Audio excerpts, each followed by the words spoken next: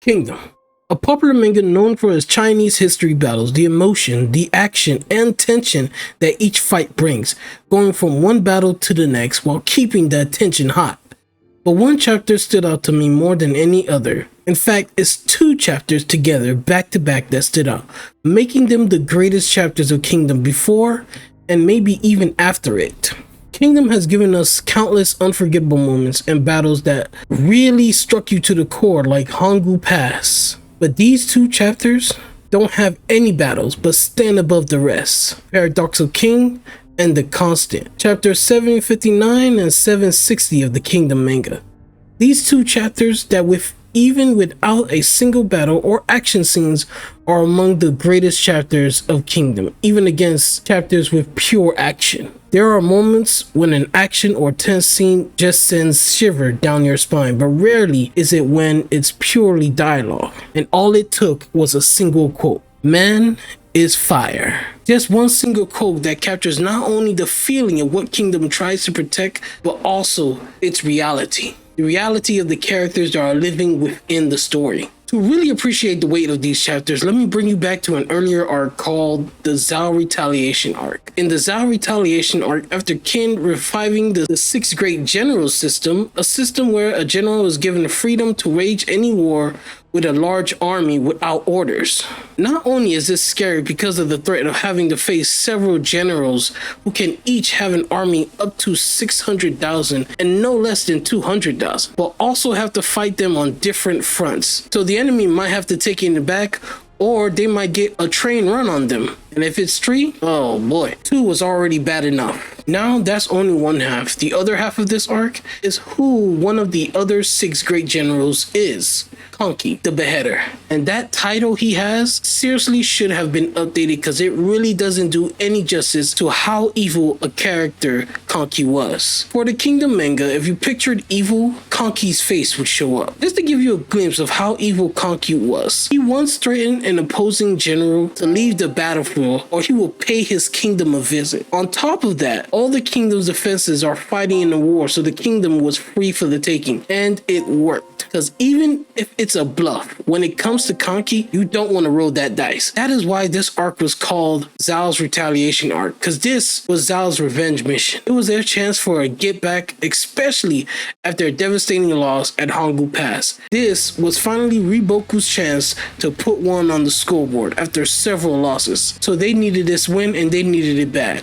Because of Conky's long resume, enemy soldiers were turning into zombies with one goal in mind: kill Conky. Not because he was a great general or any strategic reasoning. No, it's just because of who Conky was. Everything else was a bonus. So now that I've painted a picture, keep that in mind as we get to the quote. Kingdom isn't just about battles. While armies squabbled, there was another fight going on, right in the Council of Qin. While getting ahead of themselves, the Council of Qin were talking of ways on how to govern after they've united all the kingdoms under one world. They needed laws, but this was too big of a job for one man, so they needed another specialist.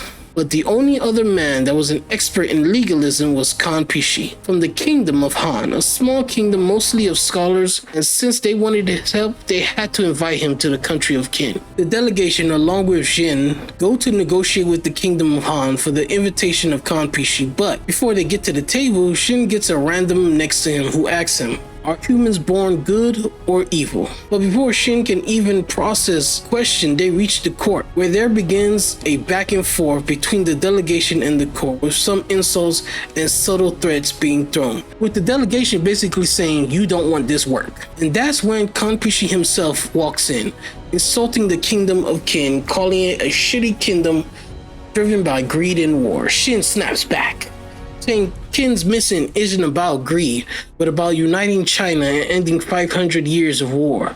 Kan Pishi smiles and asks if this is not a paradox. The King of Qin, Ace, is a ruler who believes in the inherent goodness of people, yet wants to rule through law, which is based on the idea that people are inherently bad.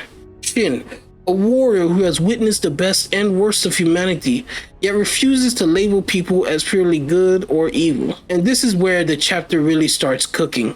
Laws are based on the idea that people are born bad and will turn to shit if left alone. But a king who believes in the goodness of people trying to rule through law, mixing legalism and inherent goodness will create something lower than shit. How people perceive good and evil changes depending on circumstances, especially on the battlefield, where our ideals of justice clash as we kill each other. Kanpishi smiles as Shin answers and his viewpoint, because he acknowledged that this is a reality a scholar like him cannot grasp.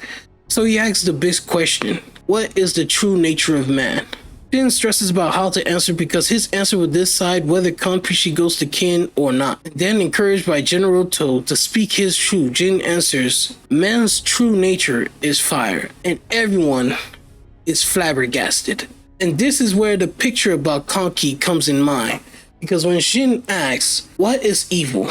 Giving his earlier line about different perspectives, we get two examples of people who Jin had found to be evil, but even those evil had good in them. Seikyo, the king's little brother who once started a rebellion causing the death of Shin's friend and tried to kill the soon-to-be king, Ace, but later mellowed out, saving his wife even while sacrificing his own. Kanki, who could very well be the face of evil and probably the most ruthless man Shin has ever met. And because of his backstory, his evil was his rage directed at the world that oppressed the weak and ignored justice. With these two extremes, Shin says that good and evil are fluid, and that the one universal truth is fire, the fire of life and the fire of will. Everyone has their own fire. On the battlefield, that fire is unleashed to its full potential. When one dies, their fire is inherited by the next, even if that person was once an enemy. This argument shocks not only the court, but Kanpishi himself, calling it a beautiful argument, too beautiful in fact, saying it was overwhelming with positivity. But Shin reveals that Kanpishi himself believes in the goodness of people. You spent your whole life thinking about people, desperately trying to create laws for them. If you truly thought humans were evil, you would have written them off as a lost cause. Everyone, including Kanpishi, is flabbergasted at this realization, and Jin tops off his point. Evil and foolish aren't the same, and this is why this chapter is the best. These chapters truly were and are something special. There was no action, no scheming or plotting, just one good debate about the fundamental nature of humanity. Man is fire, truly a great quote that summarized not what you see from the entirety of Kingdom, from the action and politics, but also what you feel from it.